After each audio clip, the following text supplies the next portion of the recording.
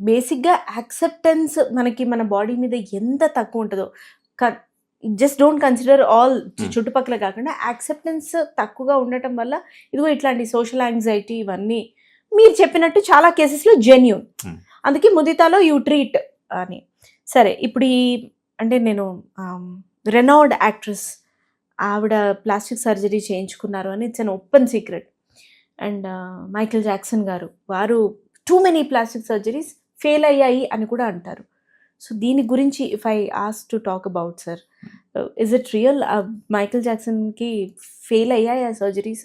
ఇక్కడంతా ఏదో పెచ్చు ఊడినట్టుగా అనిపిస్తుంది అంటే డిఫరెంట్ అండి. ఇప్పుడు ఏదో చెప్పండి, రియలిస్టిక్ గా ఉండాలి, ఇంప్రాక్టికల్ గా వెళ్ళిపోతే అవే వస్తాయి. ఇప్పుడు మేము రైనోప్లాస్టీ ఎలా అంటే first surgery is the best surgery అంటాం అనమాట. అందుకే మేము టైం తీసుకొని మరి చేస్తాం. ఇప్పుడు టేబుల్ మీద నాకు కావాల్సిన రిజల్ట్ వచ్చేంత వరకు నేను చేస్తాను. మా anaesthetist we have very good anaesthetist with us. So మేము చెప్తామన్నమాట, వాళ్ళు కూడా తొందర పెట్టారు రైనోప్లాస్టీ ఎస్పెషల్లీ కాస్మెటిక్ ప్రొసీజర్స్లో. మాకు కావాల్సిన రిజల్ట్ వచ్చేంత వరకు టైం తీసుకొని చేస్తాం. కన్సిడర్ పేషెంట్ సేఫ్టీ అన్నీ చూస్తాము. అంటే ఒక టైం లిమిట్ పెట్టుకుంటాము, కానీ తొందర అయిపోవాలి, 1 అవర్లో అయిపోవాలి ఇలా ఉండదు అనమాట. సో నాకు షేప్ టిప్ కావాలి, షేప్ అది అందుకు ఫస్ట్ సర్జరీలో బెస్ట్ సర్జరీ ఇవ్వాలి, మహా అయితే సెకండ్ సర్జరీ. అది కాకుండా మల్టిపుల్ సర్జరీస్కి వెళ్తారు చూడండి, అప్పుడు ఇవన్నీ స్టార్ట్ అవుతాయి. ఇంకొకటి అంటే మైకేల్ జాక్సన్ ఎక్స్పీరియన్స్ సర్జన్ దగ్గర వెళ్ళింటాడు అనుకోండి, కానీ ఇప్పుడు మనం నార్మల్ జనాలు చెప్తున్నాను కదా, so you have to enquire about your doctor వెళ్ళేటప్పుడు. ఇప్పుడు డిజిటలైజేషన్ అయిపోయిందండి, we can put reviews, we can frankly to say nothing is genuine. So you have to enquire about your doctor. మన మొహం మీద మనకి ప్రేమ ఉండాలి ఫస్ట్, ఉండాలి. డాక్టర్ దగ్గర వెళ్ళేటప్పుడు కూడా you have to enquire about doctor, ఎలా ఎక్స్పీరియన్స్ ఎంత ఉంది, హౌ మెనీ సర్జరీస్, ఎలా రిజల్ట్స్ ఎలా ఉన్నాయి. ముందు అంటే మౌత్ టాక్తో వచ్చేవాళ్ళండి డాక్టర్ దగ్గరికి. ఒక పేషెంట్ బాగా చేసామంటే ఆ పేషెంట్ ఇంక ఇద్దరు పంపించేవారు. ఇప్పుడంతా మీరు జొమాటో, మాదంతా జొమాటో, స్విగ్గీ అయిపోయింది, రేటింగ్ చూసి వచ్చేది అయిపోయింది. సో అట్లా కూడా consider things about your surgeon and come. So then your complications will be very less. Very good sir.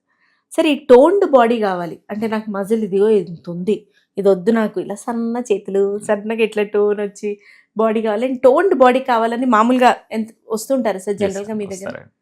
So how it is like, అంటే ఎగ్జాంపుల్ నాకు ఇలా బ్యాక్ షేప్ ఇంత కావాలి, మీరు చెప్తారు లేదు అది ఇంతవరకే possible, still I want no నాకు అలాగే కావాలి అని, ఆ టోన్లో కూడా what is it sir?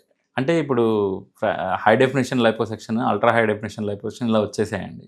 So machinery advancements తోటి టెక్నికల్ అడ్వాన్స్మెంట్స్ ఉన్నాయి. సో పేషెంట్కి ఆల్రెడీ కొద్దిగా వెయిట్ లాస్కి ముందే, లైపోసెక్షన్ అనేది వెయిట్ లాస్ కోసం కాదు, it is just for contouring. లైపోసెక్షన్తో వెయిట్ లాస్ ఎక్స్పెక్ట్ చేయకూడదు. Okay. So you have to expect your body shape change. ఒక చోట కరువు సరిగ్గా లేదు, కరువు సరిగ్గా చేస్తాం, ప్రపోర్షనేట్గా తగ్గించగలం, అంతేగాని వెయిట్ లాస్ ఎక్స్పెక్ట్ చేయకూడదు లైపోసెక్షన్స్ తోటి. బాడీ షేప్ చేంజింగ్ కోసం చూడాలి. ఇప్పుడు డ్రగ్స్ కూడా వచ్చేసాయి, యునో అబౌట్ ఒజెంపిక్, మోన్జారో, చాలా మెడిసిన్స్ వచ్చాయి. So we are considering them also. If patient is overweight అలా ఉంటే మేము అంటే లైఫ్ లాంగ్ తీసుకుని ఐ నెవర్ అడ్వైస్. ఒక టార్గెట్ వెయిట్ పెడుతున్నాం ప్రస్తుతానికి. We check every parameter check చేస్తాం, బాడీలో ఎలా ఉంది, ఎలా అని, లివర్ ఫంక్షన్స్ అన్నీ చూసుకొని then we are starting this drugs.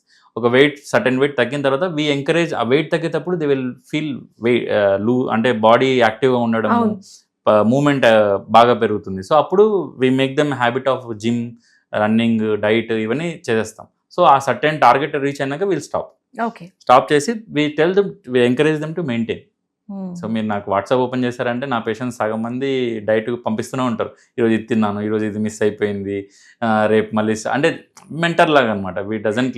So your plastic surgeon మాత్రం కాస్మెటాలజిస్ట్ మాత్రమే కాదు, మీరు మనిషికి మనిషి డాక్టర్ అనే అనాలి. అంటే you are just dealing with their entire body wellbeing, I would say కదా.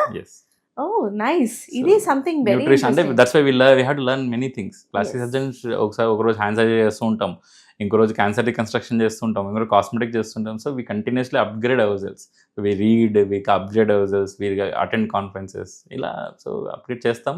న్యూట్రిషన్ కూడా it is a part of liposuction కదండి. లైపో తర్వాత పేషెంట్ నేను నాకు ఇష్టం వచ్చినట్టు తింటాను, నేను వర్కౌట్ చేయనంటే no use, they will come back again. Okay. అందుకు we encourage them to results దానికోసం.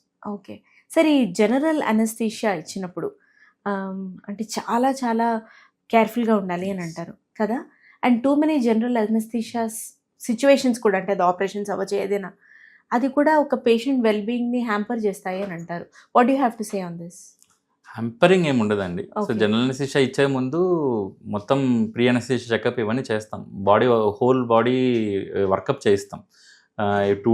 కార్డియాక్ వర్కప్ చేపిస్తాం. అంతా చూసుకొని విసి మా అనస్థెటిస్ట్తో డిస్కస్ చేసేసి విసి every aspect is safe for patient అంటేనే అనస్థీషియా చేస్తే we reject on the table చెప్పేస్తాం ముందే, మీకు ఇది సరిగ్గా లేవండి, మేము చేయలేము, అనస్థీషియా ఇవ్వలేము. So we think other general ఇవ్వకపోతే లోకల్ అనస్థీషియా, రీజనల్ అనస్థీషియాలో చేయొచ్చా అని చూస్తాం అనమాట. సో టూ మనీ అలా ఏం లేదండి. Nothing, if it is given by safe anaesthetist, nothing అలా ఏం ఉండదు. Wonderful sir. Sir, I also wanted to ask on this, మన వెల్బీయింగ్ గురించి. అంటే ఇప్పుడు మీ దగ్గరకు వచ్చి నేను సర్జరీస్ చేయించుకున్నాను, లేకపోతే నాకున్న ఇష్యూస్ నేను రిజాల్వ్ చేసుకున్నాను, కన్సిస్టెంట్ వెల్బీయింగ్ ఎందుకు ఉండట్లేదు హ్యూమన్ బీయింగ్స్లో? మీ దగ్గరకు వచ్చే పేషెంట్స్లో మీరే చెప్పండి అనాలిసిస్ చేసి, ఈ కన్సిస్టెన్సీ అంటే ఫర్ ఎగ్జాంపుల్ నేను తగ్గా, లైపోసక్షన్ చేయించుకున్నాను, ఆ తర్వాత you prescribed me on medicine, then I gone to this diet and I reduced 1-2 years తర్వాత, after that there are chances. అంటే మీ దగ్గర ఉన్న రేషియో చెప్పండి, ఎంతమంది మళ్ళీ గెయిన్ బ్యాక్ అయిపోయారు, ఎంతమంది కన్సిస్టెంట్గా మెయింటైన్ చేస్తారు? బాగానే అవుతారండి. అంటే it is ups and down. కంటిన్యూస్గా ఒకే ఇంతే వెయిట్లో ఉంటారని ఏం లేదు. అంటే 4 to 5 పర్వాలేదు, మళ్ళీ బ్యాక్ టు అలా ఉన్నవాళ్ళు ఉన్నారండి. అంటే ఇంప్రాక్టికల్ మెథడ్స్తో తగ్గుతాం చూడండి. ఇప్పుడు మొంజారో ఇస్ ఇంప్రాక్టికల్ థింగ్, ఈ Ozempic is impractical thing. So మీరు లైఫ్ లాంగ్ తీసుకోలేరు వీటిని. అవి తీసుకున్నప్పుడు తగ్గుతారు, సో అది ఆపేస్తేనే మళ్ళీ పెరుగుతారు. So that's why we say you have to change your lifestyle అన్నమాట. ఇప్పుడు చాలా వరకు మెథడ్స్ ఉన్నాయి, డైటింగ్ మెథడ్స్ ఉన్నాయి, ఈ డైట్, క్రాష్ డైట్, ఆ డైట్స్ అన్నీ ఇంప్రాక్టికల్. ఏదో గట్టిగా 1 నెల రోజులు 2 నెలలు లైఫ్ లాంగ్ అలా తింటా బతకలేం కదండి. అస్సలు తినకుండా కూడా బతకలేం. తినాలి, ఎందుకు ఉన్న చిన్న life. So you have to explore every pleasure in life. కానీ food is main thing, so you can't say no. But we say ఇప్పుడు డైలీ నా పేషెంట్స్కి ఏం చెప్తానంటే యూ హ్యావ్ నీకు ఇన్ని క్యాలరీస్ కావాలి మీ బాడీకి, ఇంతకన్నా ఎక్కువ తింటే లావ్ అవుతారు, ఇంతకన్నా తక్కువ తింటే సన్నగా అవుతారు, ఇంతే తింటే మెయింటైన్ అవుతారు. Simple thing. So you have to divide your food.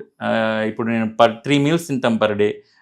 పార్టీకి వెళ్తున్నాం అనుకోండి, ఫస్ట్ సపోజ్ సాటర్డే వచ్చింది, ఈవినింగ్ పార్టీకి వెళ్తాం. So morning afternoon salads, morning afternoon some smoothie, అంతే. సో కంట్రోల్ యువర్ 2000 calories కావాలనుకోండి, పొద్దున 500 calories ఆపేసేయండి, మధ్యాహ్నం బాగా 1500 calories తినండి.